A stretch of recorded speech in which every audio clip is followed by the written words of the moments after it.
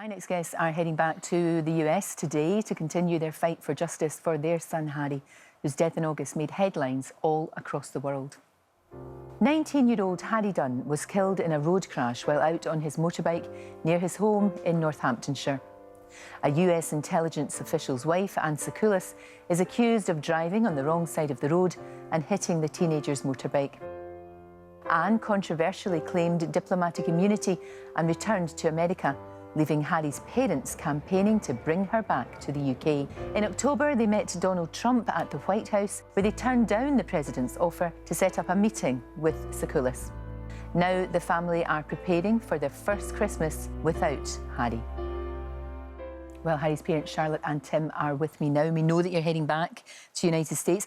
Where are we right now? How far do you think you've come and what's still to be done? I think we've come a long way. Yeah. I think we've, the awareness that we've been able to get out there on the whole situation. Sure. We've come a long way in 10 weeks of doing media. Thankfully to you guys and all the support that we've got out there has helped us to get this far, but we are still waiting for the CPS to put the charge in place. Well, it's extraordinary. Donald Trump said to you that he was going to work something out. Mm-hmm. So you have to hold him to account, don't you? All of us do. Yeah. We all have to do that. And that's partly, I know, why you're going over there. Mm-hmm. Right away, in fact, right after this interview. Yeah. Now, look, here we are coming up to Christmas. It's a time, it must be so hard for you. We were talking about this, funnily enough, the other day. So tough, because there's everybody all these celebrations are going on. And your life has stopped. Yeah, completely. Life as you knew it has stopped. Yeah. And how on earth do you mark Christmas without your son? We don't. No. It's going to be a struggle this year. It will. Yeah. Harry loved Christmas. It was his favourite time of the year, both the boys, didn't they? Yeah, very much. They loved it. Having two families, growing up, got the best of both worlds, enjoyed it, and it was their favourite time. Harry was love it. He'd have 4 or 5 Christmas jumpers. Honestly, he loved it that much. He would be the first one to wear them at work. He'd wear it all the way through. Had a Santa hat on his helmet last year. Jeez. He sounds like such a nice guy. This is the thing. Harry, the person, sort of gets lost in all of this a little bit, and that must hurt you as well, because you want people to know what your son was like. Yeah, I mean, it doesn't, because, this whole thing is about Harry, and there's no getting away from the fact that it's about Harry, but it's come on a lot further from that as well. It's about making sure this doesn't happen again. We never, ever want to sit back and watch someone else have to go through what we're going through. So it's become so much more huge than we ever thought. Never thought it'd be like this. But Harry is at the root of that. Yeah, absolutely, absolutely. We can't let this... We really got to try and make things different, because we can't let another family go through what we've gone through. I think both of you are absolutely remarkable, because you're no longer together, as Harry's parents, but you very much are together. But you have been. It's not just this tragedy that has made that happen. And you said Harry was sort of at the heart of that, because you've moved on now with your lives, but still very, very much in touch because of your boys. Yeah. And he made that easier for you. He did. It's quite remarkable for a young man to do that. Yeah. He because he's always had transport from the day he turned 16. Right. So even as they were getting older, us parents, when they were younger, would text or phone each other all the time to check on what discipline we're carrying out this weekend, which Xbox games being banned.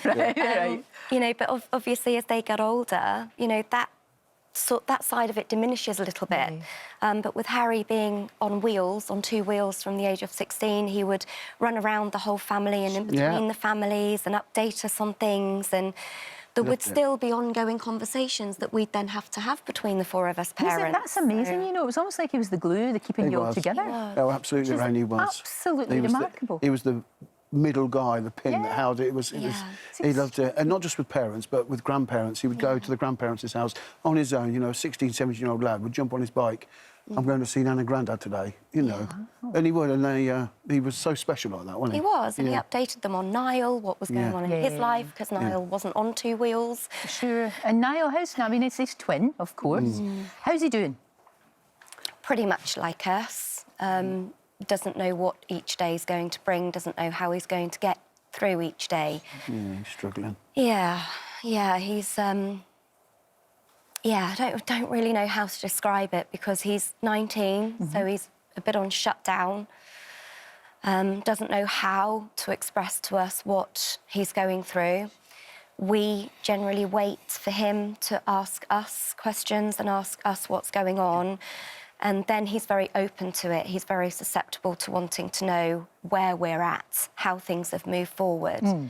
And, you know, give him his due, bless him. He's asking every 2-3 days what's happening next. Awful. But try and talk to him outside of that realm of when he's ready is too heartbreaking. But the thing is, that's the thing about you as a family, because you are such a close family.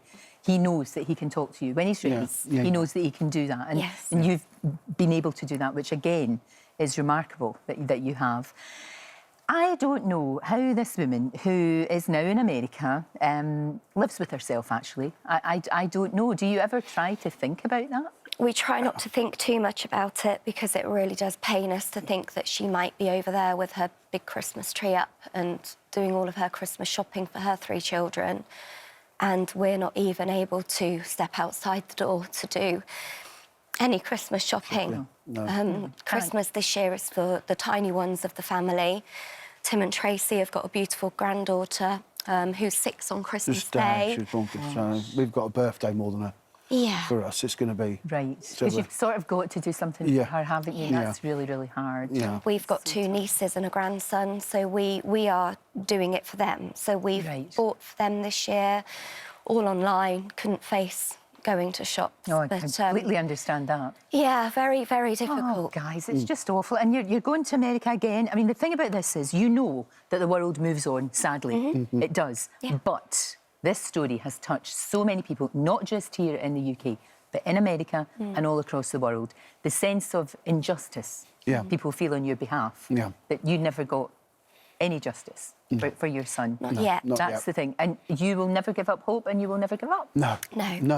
We'll get there. We promised Harry. We really did. You know, I promised him that night we lost him that we would get justice for him. We had absolutely no idea how hard that was going to be. We knew the very simple circumstances right from the off. We knew she was on the wrong side of the road. She admitted it there and then. There was a statement from Harry prior to him, his injuries really getting hold of him.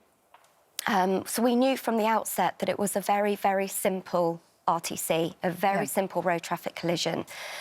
She was on the wrong side of the road. You know, we just thought it was going to be straightforward. You would have thought so. Yeah. You would have thought so. And you shouldn't be in this position. It should have been straightforward. You shouldn't be in this position. But it stems from that promise. And of course, you make a promise to your children, you don't break it. No. And we will do anything we can to see it through. I wish you both all the best. I'm so sorry that you're going through this, but I really do wish you all the best. Obviously, keep in touch with us. We want to keep the momentum going. Thank we you. cannot forget this. Cannot forget. Thank you. Thank you. Thank you very much. Thank you.